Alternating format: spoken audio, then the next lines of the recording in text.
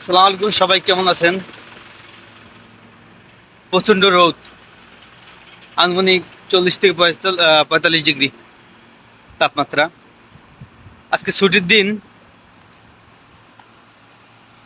তারপরও ডিউটিতে যাওয়া লাগতেছে, এমন একটা পরিস্থিতি। যখন দেশে থাকতাম তখন গার্মেন্টস চাকরি করতাম, অন্যান্য অফিস আদালতের কাজ করতাম। মাসে 15 দিন অ্যাবসেন্ট থাকতে যাইতাম না।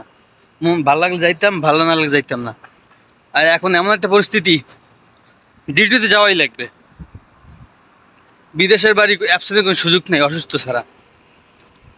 আমাদের ভাগ্যটা এরকমের। প্রবাসে অনেক শান্তি। দেশের মানুষ শুধু জানে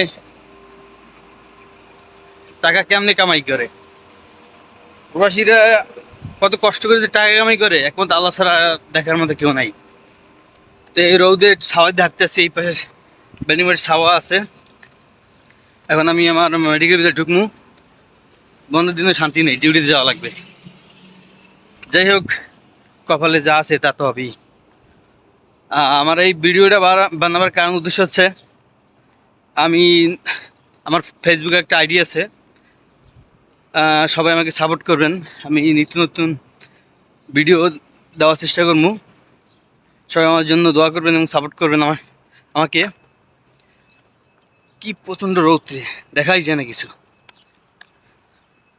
যাই হোক ভাই, আসলাম ডিউটিতে, দেখি কি হয়।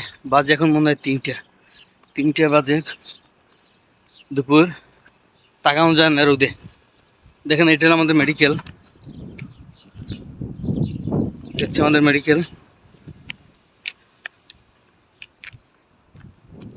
ওই বড়টা আমাদের মেডিকেল। যাই হোক, আসলাম। সবাই ভালো থাকবেন, সুস্থ থাকবেন, আমার জন্য দোয়া করবেন। আল্লাহ হাফেজ।